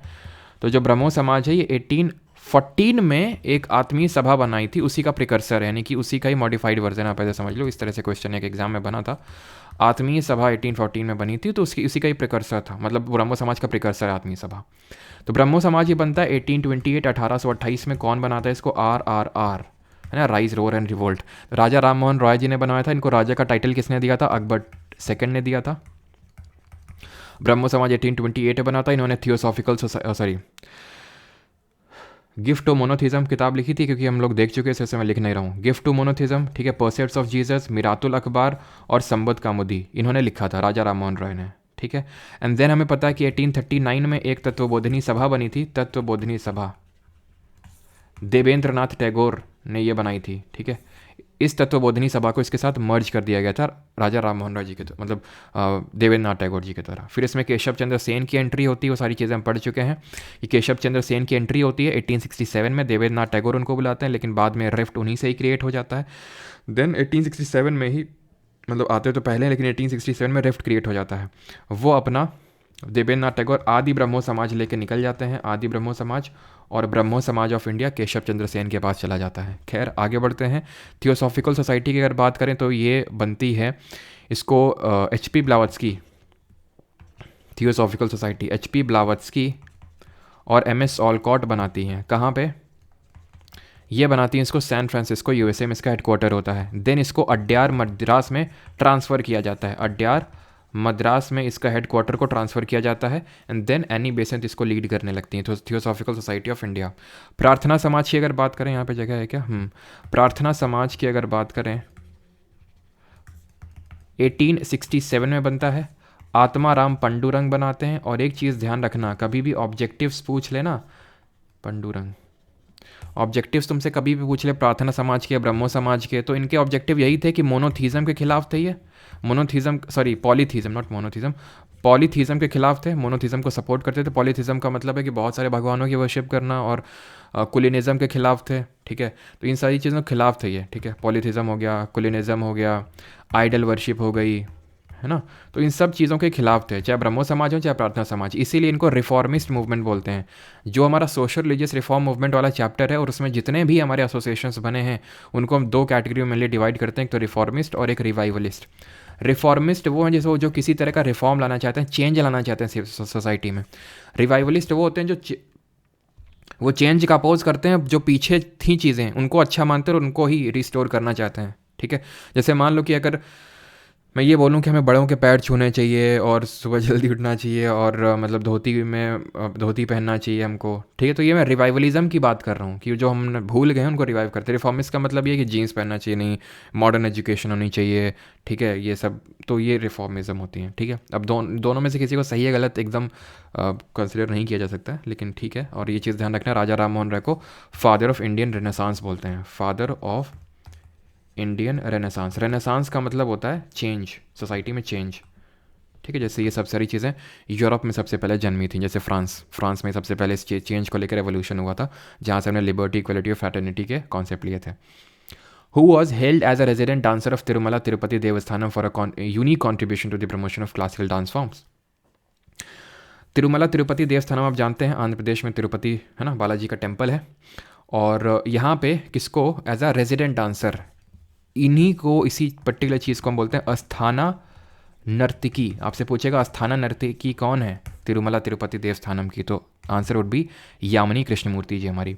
यामिनी कृष्णमूर्ति जी हमारी कुचिपुडी और भरतनाट्यम से बिलोंग करती हैं। कुचिपुडी कहाँ का क्लासिकल डांस है, आंध्र प्रदेश का, और भरतनाट्यम कहाँ का है, तमिलनाडु का। इसकी मैंने ट्रिक डाल रखी है शॉर्ट्स में, तो आप देख लीजिएगा कि इसके एक्सपोनेंट कौन कौन है। ठीक है, तो ये चीज़ ध्यान रखनी है। रुक्मणी देवी अरुंडले ये हमारी भरतनाट्यम से ये एसोसिएटेड हैं, and she is the first women to be nominated, first women to be nominated to Rajya Sabha. हमें पता है कि प्रेसिडेंट राज्यसभा में 12 मेंबर्स को नॉमिनेट करता है। अभी रिसेंटली किसको किया प्रेसिडेंट जी ने, सतनाम सिंह संधू, जो कि चंडीगढ़ यूनिवर्सिटी के फाउंडर हैं। ये कौन है मैम, ये है हमारी MS सुब्बुलक्ष्मी जी। ठीक है, MS सुब्बुलक्ष्मी, ध्यान रखना, सुब्बुलक्ष्मी बहुत इंपॉर्टेंट नाम है। रीज़न कि ये पहली इंडियन म्यूजिशियन बनी जिनको रैमन मैग्सेसे अवार्ड मिला। पहली इंडियन वेमेन म्यूजिशियन नहीं, इंडियन म्यूजिशियन की बात कर रहा हूँ मैं, रैमन। और आपको अभी रिसेंटली क्या मिला था हमारे, जो मैंने कल भी डिस्कस किया था, अगर आपको याद आ रहा हो, ग्रैमी, है ना, ग्रैमी मिला है ना हमारे उस्ताद जाकिर हुसैन को। और जो हमारे सिंगर हैं, मैं बार बार पता नहीं उनका नाम क्यों भूल जाता हूँ, कैसे, शंकर महादेवन। ठीक है, तो रैमन मैग्सेसे अवार्ड ध्यान रखना। ठीक है, वो जो उनकी ग्लोबल म्यूज़िक एल्बम आई है, ग्लोबल म्यूज़िक एल्बम की कैटेगरी में उनको मिला है, द मोमेंट करके है ना। और उनके बैंड का क्या नाम है, शक्ति। रैमन मैग्सेसे अवार्ड पाने वाली पहली भारतीय म्यूजिशियन है ये। और इनको भारत रत्न तक मिल चुका है, ध्यान रखना, भारत रत्न जो इंडिया का हाईएस्ट सिविलियन अवार्ड है, 1998 में ये इनको मिला था। एंड शी इज़ कंसिडर्ड, ये मैंने क्यों बताया, यहाँ पे इनकी पिक्चर लगाई है, अस्थाना विद्वान है ये। ठीक है, यानी कि रेजिडेंट सिंगर थी तिरुमला तिरुपति देवस्थानम की। क्लियर। और इनको mother of Indian Carnatic, mother of Carnatic music बोलते हैं, mother of Carnatic music. Carnatic music क्या होता है, कार्नेटिक म्यूज़िक होता है साउथ इंडिया का म्यूज़िक है, कर्नाटक म्यूज़िक जिसको बोलते हैं, जो केरल, तमिलनाडु, कर्नाटक, आंध्र प्रदेश, तेलंगाना का जो म्यूज़िक है उसको कर्नाटक म्यूज़िक बोलते हैं। ध्यान रखना, मदर तो इनको बोलते हैं, हमको यहाँ पे मैं लिख देता हूँ। फादर किसको कंसिडर करते हैं, father of Carnatic music, father हैं हमारे पुरंदर दास। ठीक है, पुरंदर दास जी को father of Carnatic music consider किया जाता है, ये ध्यान रखना। Which book is commonly referred by the chemist as a collection of recommendations on organic chemical nomenclature published at irregular intervals by the IUPAC। नाम ज़रूर सुना होगा तुम लोगों ने, है ना, बड़ा तंग करता था IUPAC हम लोग को। आई थिंक 9th में इंट्रोड्यूस हो जाता था ना, और 11th में तो थोड़ा सा हायर लेवल में ये 2-ब्यूटेनॉल और ये वो है ना। तो नॉमेनक्लेचर हम लोग करते थे, जैसे हमारे हाइड्रोकार्बन्स का मेनली। तो green book, red book, orange book या फिर ब्लू बुक, तो इसको ब्लू बुक ये पब्लिश करता है IUPAC। IUPAC के अगर हेडक्वार्टर्स की बात करें तो ये USA में इसका हेडक्वार्टर है, और स्टैब्लिश हुआ था 1919 में, मॉन्टाग्यू चिलफोर्ड रिफॉर्म्स जब आया था। ठीक है, अच्छा, ब्लू बुक जैसे होती है वैसे एक हमारी रेड बुक होती है। रेड बुक कौन पब्लिश करता है, रेड बुक पब्लिश करता है, फिर रेड नॉट बुक बोलना सही रहेगा उसको, लिस्ट होती है, मैं रेड लिस्ट होती है उसको बोलते हैं। रेड लिस्ट पब्लिश करता है कौन, रेड लिस्ट पब्लिश करता है IUCN, international union for conservation of nature, जिसका कि हेडक्वार्टर कहाँ पे, ग्लैंड, स्विट्ज़रलैंड। ठीक है, यहाँ पे इसका हेडक्वार्टर है, और ये 9 कैटेगरीज में हमारी थ्रेटेंड स्पीशीज़ को कैटेगराइज करता है। एक तो एक्सटिंक्ट, ये मतलब यहाँ से शुरू करते हैं, not evaluated, data insufficient, least concern, ठीक है चलने तो चल रहा है, नियर थ्रेटेंड, थोड़ा सा ध्यान दो। ठीक है, थ्रेटेंड हो सकती हैं, वल्नरेबल मतलब दिक्कत है, एंडेंजर्ड सब क्या हो रहा है, बहुत ज़्यादा दिक्कत है, क्रिटिकली एंडेंजर, बहुत ज़्यादा खतरा है, ख़त्म, बिल्कुल ख़त्म। समझ रहे हैं? तो ये 9 मतलब खतरा बढ़ रहा है। 9 कैटेगरीज हैं टोटल। जैसे कि अभी हमारा जो हिमालयन वोल्फ है उसको वल्नरेबल कैटेगरी में डाला गया अभी रिसेंटली। ठीक है, आगे बढ़ते हैं। द फेमस पंचमहल कहाँ पे लोकेटेड है? वाराणसी, लखनऊ, दिल्ली या फिर फतेहपुर सीकरी? तो ये रहा आपका पंचमहल, ये लोकेटेड है फतेहपुर सीकरी में। ठीक है, फतेहपुर सीकरी में लोकेटेड है। ये पर्टिकुलर जो सिटी है ये किसने बिल्ड करवाई थी? आगरा में है ये, मतलब आगरा में है। और किसने बिल्ड करवाई थी? अकबर ने। बिल्ड करवाई ही क्यों थी? शेख सलीम चिश्ती जो थे उनकी याद में। क्यों? क्योंकि इनके बेटा नहीं हो रहा था और इन्होंने विश मतलब एक तरह से बोल दिया कि जाओ तुम्हारा बेटा होगा, और जहांगीर का फिर जन्म हुआ था, तो इसलिए। और हमें पता है कि यहीं पे बुलंद दरवाज़ा भी है। और बुलंद दरवाज़ा इन्होंने क्यों कंस्ट्रक्ट करवाया था अकबर ने? क्योंकि गुजरात में जो इनकी विक्ट्री हुई थी इसलिए। ठीक है, गुजरात विक्ट्री। ठीक है, ध्यान रखना, गुजरात में भी हम लोगों ने करंट अफेयर पढ़ा था क्या, कि गुजरात जो है एक अंडर वाटर द्वारका जो सिटी है उसको एक्सप्लोर करने के लिए सबमरीन वेसल चालू कर रही है। ठीक है, और गुजरात में ही किसका कौन सी सिटी डेवलप हो रही है? गिफ्ट सिटी, जहाँ पे सबसे पहला हाइड्रोजन पावर इंडेक्स भी रिलीज़ किया गया है। ठीक है, तो आंसर यहाँ पे क्या होगा? आंसर हो जाएगा ऑप्शन नंबर 4 फतेहपुर सीकरी। अकबर के रिगार्डिंग हमने काफ़ी सारी चीज़ें कल पढ़ी थी। How many stories are present in the Qutub Minar? यानी कि कुतुब मीनार में कितनी स्टोरीज़ नहीं होगी, स्टोरेज होगा। ठीक है, कितनी सीढ़ियाँ हैं? ठीक है, मतलब सीढ़ियाँ तो नहीं, लेकिन हाँ कितनी सीढ़ियाँ तो बहुत सारी होंगी। कितने मतलब ये हैं स्टोरे, कितने माले का है? तो 5 माले का है, ऑप्शन नंबर फर्स्ट। ठीक है, और इसकी अगर हाइट आपसे पूछ ले कि इसकी हाइट क्या है, तो हाइट इसकी रफली 73 मीटर्स है। ठीक है, 73 मीटर, वैसे 72.5 मीटर भी आपको कहीं दिखेगा, बट रफली 73 मीटर्स है। और 1981 में, क्या आप लोगों को पता है इसको, इसके बारे में जो हिस्ट्री है कि जैसे कुतुब मीनार है, आप पिक्चर तो लगी नहीं रही तो फिर ऐसे ही बना देते हैं। ठीक है, ये मान लो कुतुब मीनार है, इसमें 5 स्टोरेज हैं। तो आप में से कितने लोगों ने कभी ये सोचा कि भाई इसके अंदर क्यों नहीं जाने दिया जाता है? काफ़ी लोग तो दिल्ली से भी होंगे, तो इसलिए जाने नहीं दिया था बिकॉज 1981 में यहाँ पे काफ़ी दुखद घटना हो गई थी। यहाँ पे 45 लोग गए, मतलब एक स्कूल पिकनिक में आया था और पूरा स्कूल अंदर घुसा हुआ था। लाइट यहाँ की ऑफ हो गई थी, लाइटिंग सिस्टम बहुत अच्छा नहीं था। लाइट जैसे ही ऑफ हुई तो भगदड़ मच गई वहाँ पे, कि मतलब कुछ भूकंप वगैरह आ गया कुछ इस तरह से। और क्योंकि बहुत ही संकीर्ण है, ठीक है, बहुत ही संकीर्ण था, मतलब बहुत, अगर आप कभी इसका अंदर के सीढ़ियाँ वगैरह देखो तो बहुत छोटी छोटी, तो मतलब गिरने की वजह से और ये सब की वजह से 45 उसमें ज़्यादातर बच्चे थे, उनकी डेथ हो गई। तो तब से ही इसको परमानेंटली क्लोज़ कर दिया गया। ठीक है, और ये चीज़ ध्यान रखना कि कुतुब मीनार के अराउंड भी हमें कुछ इंपॉर्टेंट बिल्डिंग्स देखने को मिलती हैं, जैसे कि कुव्वतुल इस्लाम, ये एक दरगाह है कुव्वतुल इस्लाम। और यहाँ पर लिखा भी हुआ है कि जो कुतुब मीनार है और कुव्वतुल इस्लाम है, इसको 1000 मंदिरों को तोड़ के बनवाया गया है, ऐसा वहाँ पे लिखवाया भी गया है। कुतुबुद्दीन ऐबक, ये तो आई थिंक पता होगा सबको कि इसको किसने बनवाया था। कुतुबुद्दीन ऐबक ने, कुतुबुद्दीन ऐबक जो मोहम्मद गौरी का एक स्लेव था, जिसने कि दिल्ली सल्तनत को फाउंड किया, जिसने कि स्लेव डायनेस्टी को फाउंड किया, जिसकी पोलो या फिर चौगान खेलते वक्त मृत्यु हुई थी, इसने इसका कंस्ट्रक्शन शुरू करवाया था। बट इसके दामाद और अगले रूलर इल्तुतमिश ने इसको कंप्लीट करवाया था। और बाद में फिरोज शाह तुगलक ने इसमें बाद में लाइटनिंग की वजह से जो ऊपर का मलर था टूट गया था, उसको फिर बाद में इसने कंस्ट्रक्ट करवाया था। कुतुब मीनार के पास में ही कुव्वतुल इस्लाम भी कुतुबुद्दीन ऐबक ने ही बनवाया था, जस्ट बगल में। ठीक है, लगभग होगी वही 50-60 मीटर के डिस्टेंस में। ठीक है, कुतुबुद्दीन ऐबक ने इसको बनवाया था। और एक है आपका अलाई दरवाज़ा, जो उसको gateway of Qutbuddin sorry Qutub Minar बोलते हैं, बगल में है गेटवे, मतलब वहाँ से एंटर करने के लिए। तो अलाई दरवाज़ा, ठीक है, अलाई दरवाज़ा है, और इसको बनवाया था अलाउद्दीन खिलजी ने। ध्यान रखना, अलाऊ, ठीक है, अलाउद्दीन खिलजी ने इसको बनवाया था। किसकी याद में बनवाया था कुतुबुद्दीन ऐबक ने कुतुब मीनार को? तो अपना जो इसका एक तरह से गुरु था, कुतुबुद्दीन बख्तियार काकी। ठीक है, कुतुबुद्दीन बख्तियार काकी की याद में इसने बनवाया था इसको। ठीक है, या फिर कंस्ट्रक्शन स्टार्ट करवाया था। विच of the following is not a basic feature of Hindu temples? और एक चीज़, हाँ, कुव्वतुल जो इस्लाम है ये कॉर्बेल्ड आर्च टेक्निक में बना हुआ है। ठीक है, कॉर्बेल्ड आर्च टेक्निक। अगला है हमारा not a basic basic structure of constitution, Kesavananda Bharati case 1973। चलो, तो हिंदू टेम्पल्स की अगर बात करें तो गर्भगृह होता है, जैसे कि अभी हमारा राम मंदिर का अनावरण हुआ तो गर्भगृह अपने नाम ज़रूर सुना होगा, जिसको कि हमने काफ़ी अच्छे से सारी चीज़ें पढ़ चुके हैं।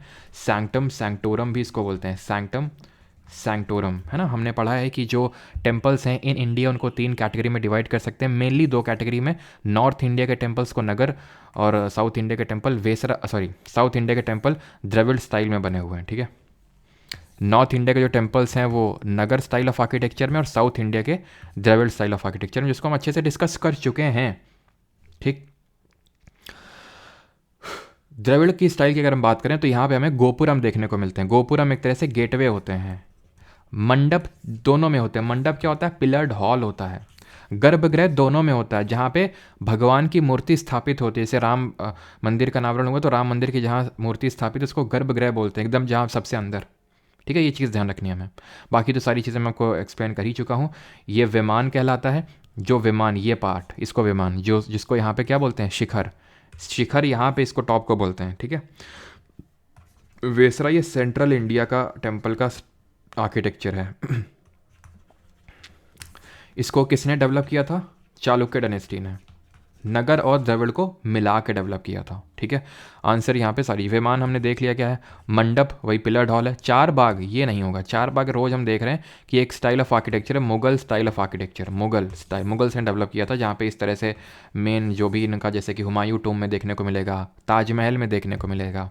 ठीक है, तो यहाँ पे इन्होंने बनवा दिया, और यहाँ पे इस तरह से रिवर जा रही है और या फिर पाथवे जा रहा है, और यहाँ पे चार बाग निकल आते हैं। तो चार बाग स्टाइल ऑफ आर्किटेक्चर जो है किसने बनवाया था, किसने डेवलप किया था? मुगल्स ने। ठीक है, according to Rabatak inscription the third rule of the Kushan dynasty was. तो राबतक शिलालेख के अनुसार कुषाण वंश का तीसरा शासक कौन था? तो राबतक इंस्क्रिप्शन हमें आई थिंक याद तो नहीं आ रहा मुझे, आई थिंक 1930 के टाइम पे ये मिला था इंस्क्रिप्शन। ठीक है, अफ़गानिस्तान में। ठीक है, अफ़गानिस्तान में ये मिला था राबटक इंस्क्रिप्शन। और ये कनिष्क के बारे में इसने थर्ड रूलर बताया, कनिष्क, जो कि सबसे पावरफुल रूलर थे कुषाण डायनेस्टी के। कुजुल कटफिशस भी थे, विमा कटफिशस के बेटे ही थे कनिष्क। ठीक है, बट कनिष्क थर्ड रूलर थे। कनिष्क की अगर बात करें तो जब ये रूल में आए 78 AD में, तभी से सग संवत की शुरुआत हुई, सागा एरा की स्टार्टिंग हुई। जिस तरह 57 BC में विक्रम एरा स्टार्ट हुआ। विक्रमादित्य, जब विक्रमादित्य ने साका रूलर को हरा दिया था, तो तब से विक्रम एरा स्टार्ट हुआ, और 78 AD से साका एरा स्टार्ट हुआ। कुषाण डायनेस्टी ने ही सबसे purest form of gold coins introduce किए थे। Purest form of gold coins introduce किए थे। सबसे पहले गोल्ड कॉइन्स इंडो ग्रीक्स लाए थे, और उन्होंने ही ये प्रथा चालू की थी कि कॉइन्स में रूलर का फोटो लगा होता था। सबसे ज़्यादा गोल्ड कॉइन्स कौन लाया? सबसे लार्ज नंबर में गुप्ताज लाया, लेकिन सबसे प्योर फॉर्म में कुषाण डायनेस्टी लाया। तो राबतक इंस्क्रिप्शन कनिष्क, ये ध्यान रखिएगा। 17th, Urdu is the national language of Pakistan, but for all practice purposes dash is used as an official language of Pakistan. तो किसको ऑफिशियल लैंग्वेज के तौर पे पाकिस्तान की यूज़ किया जाता है? तो ऑफिशियल पर्पज़ के लिए इंग्लिश यूज़ करते हैं। पता नहीं समझ पाते जो इंग्लिश को यूज़ करते हैं। और अफ़गानिस्तान की ये नेशनल लैंग्वेज पे क्वेश्चन आ चुके हैं SSC में रिसेंट एग्जाम में। तो डारी एंड पुश्तो। ठीक है, डारी एंड पुश्तो। पुश्तो की अगर बात करें तो ये कोई और नहीं बल्कि पर्शियन लैंग्वेज है ना, वही है पर्शियन, जिसको कि अभी हमने क्लासिकल लैंग्वेज का दर्जा दिया है। मैं बार बार रिपीट कर रहा हूँ बिकॉज ये पूछा जाएगा आपसे एग्जाम में, क्योंकि बहुत ज़्यादा चांसेस हैं, है ना, कि प्राकृत, पाली और पर्शियन, तीन हमारी PPP ये होने वाली नई क्लासिकल लैंग्वेजेस। पहले 6 थी, अभी 3 ऐड ऑन हो गई, तो 9। पहले 6 कौन सी थी? तमिल, तू शुरू तो कर मैं आर्या, है ना, तमिल, संस्कृत, तेलुगु, कन्नड़, मलयालम और ओडिया। ठीक है, तो ये हो गई हमारी। अफ़गान की हो गई। भूटान की जोंखा, ये भी आ चुका है अभी रिसेंटली एग्जाम में। ठीक है, जोंखा। और श्रीलंका की क्या हो जाएगी? श्रीलंका की है हमारी सिन्हली और तमिल। ठीक है, सिन्हलीज और तमिल। अच्छा, एक आपसे पूछ लेते हैं, तो बांग्लादेश के, अच्छा बता दो। ठीक है, बांग्लादेश की बता दो कौन सी होगी। ठीक है, which of the following courts can issue Ritz for the protection of fundamental rights. निम्नलिखित में से कौन सी अदालत मौलिक अधिकारों की सुरक्षा के लिए रिट जारी कर सकता है? तो fundamental rights part 3 of the constitution USA से लिया है। मैग्ना कार्टा कहाँ पे ओरिजिन हुआ था as a fundamental right? UK में इंट्रोड्यूस हुआ था सबसे पहले। आर्टिकल नंबर 12 से लेकर 35 तक है। 6 तरह के राइट हैं, पहले 7 थे। कौन हटा? संपत्ति का अधिकार, राइट टू प्रॉपर्टी। किस अमेंडमेंट से? 44th अमेंडमेंट ऑफ 1978 से। कहाँ है अभी, कहाँ पाया जाता है अभी? आर्टिकल 300A में। एक लीगल राइट, एक विधिक अधिकार बन के रह गया है। ये सारी चीज़ें हमें पता है सबसे पहले, इसलिए मैंने कुछ लिखा नहीं है। ठीक है, बस आपके दिमाग में चीज़ें चलती रहनी चाहिए। तो फंडामेंटल राइट्स को अगर प्रिजर्व करना है तो कुछ तो होना चाहिए ना। ऐसा तो नहीं कि भाई लो भाई इतने पैसे ले लो हमसे, 1-2 लाख रुपए ले लो, लेकिन इनको खर्च नहीं कर सकते तुम, तो क्या मतलब हुआ। तो इसीलिए फंडामेंटल राइट्स को प्रिजर्व करना ज़रूरी था। इनको प्रिजर्व करने के लिए कोर्ट्स को, जो हमारे हाई कोर्ट और सुप्रीम कोर्ट हैं, उनको पावर दिया गया कि आप रिट इशू कर सकते हैं। और इसको न जाने हम कितनी बार पहले भी डिस्कस कर चुके हैं कि रिट जो है आर्टिकल 32 में मैंशनड है, जिसको कि हम राइट टू कॉन्स्टिट्यूशनल रेमेडीज यानी संवैधानिक उपचार का अधिकार बोलते हैं। Heart and soul of Indian constitution, Ambedkar ji ने बोला था, नहीं संविधान का हृदय व आत्मा। और इसमें 5 तरह की रिट्स दी हुई हैं। 5 तरह की रिट्स कौन सी हैं? हेबियस कॉर्पस, मैंडमस, ठीक है, और प्रोहिबिशन, सर्श्योररी, क्यो वारंटो, ठीक है। तो हेबियस कॉर्पस क्या है? To have the body of. Mandamus का मतलब क्या होता है? Literal meaning we command. Prohibition का मतलब होता है वी फॉरबिड। सर्श्योररी का मतलब होता है टू बी सर्टिफाइड ऑफ। और ऑफ क्यो वारंटो का मतलब क्या होता है? बाई वॉट अथॉरिटी ऑफ, है ना। यहाँ पे जब किसी का अनलॉफुल डिटेंशन हो जाता है, यहाँ पे जब कोई मैंडेटरी काम कोई गवर्नमेंट सर्वेंट नहीं कर रहा होता। प्रोहिबिशन का मतलब है जहाँ पे हायर कोर्ट लोअर कोर्ट को रोकता है अपने जुरिस्डिक्शन से बाहर जाने के लिए। सर्श्योररी होता है कि जब हायर कोर्ट लोअर कोर्ट के डिसीजन को क्वैश नलीफाई कर देता है और उस पर्टिकुलर चीज़ को अपने अंडर में ले आता है।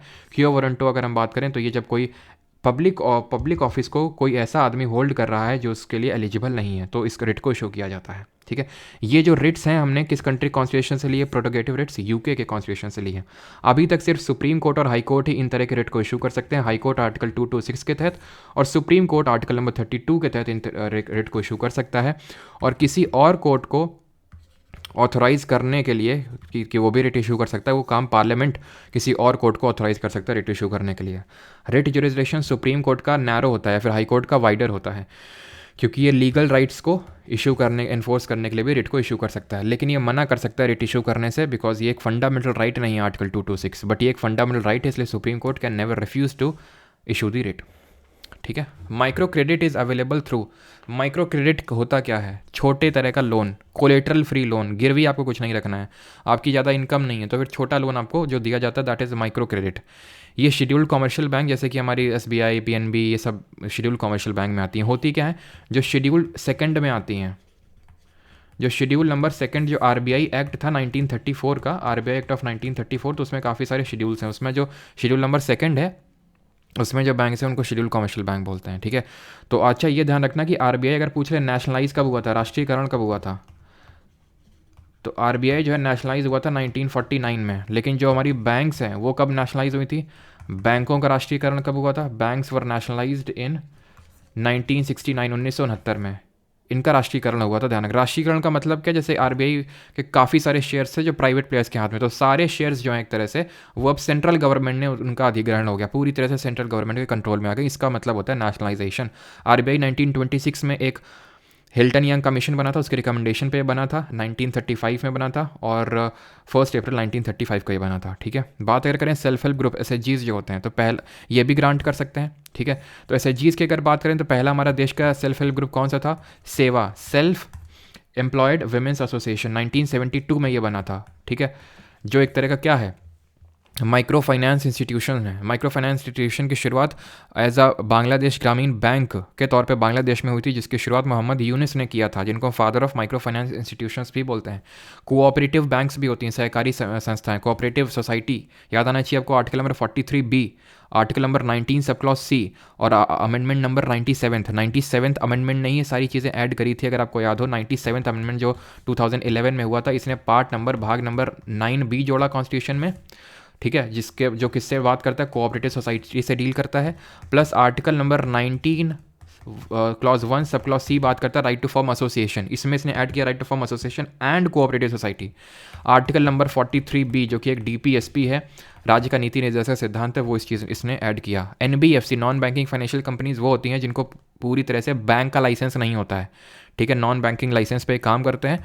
और NB मतलब सारे फंक्शंस नहीं होते हैं बैंक वाले, जैसे कि they do can not accept demand deposit, can not accept demand deposit, मैं आपको पहले ही बता चुका हूँ कि दो तरह के डिपॉजिट होते हैं बैंकों में, डिमांड डिपॉजिट और टाइम या फिर टर्म डिपॉजिट। डिमांड डिपॉजिट में आ जाते हैं जैसे तुम्हारे सेविंग्स के जो सेविंग बैंक में, सेविंग अकाउंट में जो पड़ा हुआ है, जो बिजनेस जो होल्ड करते हैं बिजनेसेस करंट अकाउंट, वो जहाँ पे भी जब भी आप डिमांड करोगे आपको पैसा दिया जाएगा बैंक के द्वारा, वो NBFC एक्सेप्ट नहीं कर सकते। टर्म डिपॉजिट कर सकते हैं, जैसे कि FD RD आप खुलवा सकते हैं NBFC में, ठीक है। तो ये चारों ही आंसर होगा ऑप्शन नंबर फर्स्ट ABCD। अच्छा, NBFC अगर कभी पूछ ले, NBFC MFI micro finance institution के लिए कौन सी कमेटी बनी थी, तो एक मालेगाम कमेटी थी, मालेगाम कमेटी 2010 में। उसने बोला था कि NBFC का अलग से MFI माइक्रो फाइनेंस इंस्टीट्यूशन बनना चाहिए। और SHG में अगर कभी पूछ ले कि कितनी लिमिट होती है मेंबर्स की, तो 10 से लेकर 20 तक के बीच में इसमें मेंबर्स होते हैं। आखिरी क्वेश्चन है हमारा, which element of group 17 has two isotopes of masses 35 and 37 atomic mass unit which is in short called as AMU with average abundance of this and this. तो ग्रुप 17 के पहली बात तो एलिमेंट्स को हम बोलते क्या हैं, हम इनको बोलते हैं हेलोजेंस। ग्रुप 16 के चाल्कोजेंस, ग्रुप 18 के इनर्ट गैसेज या फिर जीरोथ ग्रुप या फिर नोबल गैसेज के नाम से जानते हैं। जिस तरह ग्रुप 1 को एल्कली मेटल, ग्रुप 2 को एल्कलाइन अर्थ मेटल बोलते हैं। तो आइसोटोप इसके एग्जिस्ट करते हैं क्लोरीन के 17C35 और 17Cl37, 3:1 के रेशो में एग्जिस्ट करते हैं। अगर आप इसका पूरा निकालेंगे तो यही परसेंटेज निकल के आएगा, तो रेशो याद रखिएगा, ठीक है। तो आंसर क्लोरीन हो जाएगा। आइसोटोप होते क्या हैं, आइसोटोप होते हैं जिनका सेम एटॉमिक नंबर होता है। ये एटॉमिक नंबर है जिसको कि हम Z से रिप्रेजेंट करते हैं, मैं Z ही लिखता हूँ, same atomic number but different mass number, जिसको हम A से रिप्रेजेंट करते हैं अकॉर्डिंग टू हेनरी मॉजलेस का जो मॉडर्न पीरियड टेबल है जो उन्होंने 1913 में दिया था। आइसोबार क्या होता है, बट बिफोर दैट आइसोटोप के बहुत सारे यूजेस होते हैं। आइसोटोप को जैसे I-131 है ना, इसको ग्वाइटर घेंगा को ट्रीट करने के लिए यूज़ किया जाता है, ठीक है। जैसे ये C14 होता है, इसको हम कार्बन डेटिंग तो कार्बन डेटिंग के लिए यूज़ करते हैं, रॉ की एज निकालने के लिए। माहौल भी वही चल रहा है डेटिंग वाला, है ना, मतलब रॉ की एज निकालने वाला, ठीक। तो C14 हो गया हमारा। और आयोडीन, ध्यान रखना, आयोडीन से आपको एक बार क्वेश्चन बना था, टिंक्चर ऑफ आयोडीन क्या होता है, ठीक है। Tincture of iodine, tincture of iodine कुछ नहीं, आप आयोडीन को लो, ठीक है, आयोडीन को, उसमें आयोडीन का किसी एल्कोहल में, जैसे इथाइल अल्कोहल जिसको एथेनॉल भी बोलते हैं, इथाइल अल्कोहल में जो सोल्यूशन होता है उसको टिंक्चर ऑफ आयोडीन बोलते हैं, जो एज ए एंटीसेप्टिक यूज़ किया जाता है, ठीक है, एंटीसेप्टिक। जैसे यूरेनियम का आइसोटोप होता है 92U235, ठीक है। इसको यूज़ करते हैं कहाँ पे, न्यूक्लियर रिएक्टर्स में, यहाँ पे फिजन रिएक्शन होती है, ठीक है। इसको फिजन रिएक्टर्स में, न्यूक्लियर रिएक्टर्स में यूज़ करते हैं यूरेनियम के आइसोटोप को, ठीक है। आइसोबार क्या होते हैं, इसका जस्ट उल्टा होते हैं, ठीक है। आइसोबार होते हैं इसका जस्ट ऑपोजिट, आइसोटोप का ऑपोजिट, यानी सेम डिफरेंट एटॉमिक नंबर और सेम एटॉमिक मास होगा। और आइसोटोन क्या होते हैं, आइसोटोन होते हैं जिनका सेम न्यूट्रॉन नंबर होता है, सेम न्यूट्रॉन नंबर होता है। न्यूट्रॉन नंबर कैसे निकालते हैं, न्यूट्रॉन नंबर निकालते हैं एटॉमिक मास से, एटॉमिक नंबर को घटा दो, वो न्यूट्रॉन नंबर होता है। तो जिनका सेम, उनको आइसोटोन के नाम से जाना जाता है, ठीक है। और सेशन होता है हमारा ख़त्म, थैंक यू। तो बाकी इसकी PDF आप डाउनलोड कर सकते हैं परमारा SSC के टेलीग्राम चैनल से। बाकी तो अगर आपको कोर्स वगैरह में मतलब जो हैंड रिटन नोट्स चाहिए तो आप PDF कोर्स पार्ट 3 करके उसमें एनरोल कर सकते हैं। अगर पहले आप देख लीजिए कि आपसे मैनेज ना हो तभी मतलब एनरोल करिए PDF कोर्स पार्ट 3 में। ऐसा कोई ज़रूरी नहीं है कि नहीं करेंगे, क्योंकि कई बार होता है कि आप खुद से नोट्स बना लेते हो तो ज़्यादा समय तक याद रहते हैं, लेकिन वो नोट्स, हैंड रिटन नोट्स का जो सब्सक्रिप्शन है मैंने उन लोगों के लिए डाल रखा है, सो दैट अगर आपके पास टाइम नहीं है, बाकी सब्जेक्ट्स भी करने होते हैं, बहुत ज़्यादा टाइम लग रहा है उनमें, या फिर आपको लगता है कि ठीक है उन नोट से भी हमारा हो जाएगा आराम से, या फिर हम वर्किंग हैं, तो आप देख लीजिए, क्योंकि one size do not fits all, है ना। तो देख लीजिए। बाकी मिलते हैं अगले लेक्चर में। धन्यवाद, आप इतने लंबे समय तक बने रहें, थैंक यू।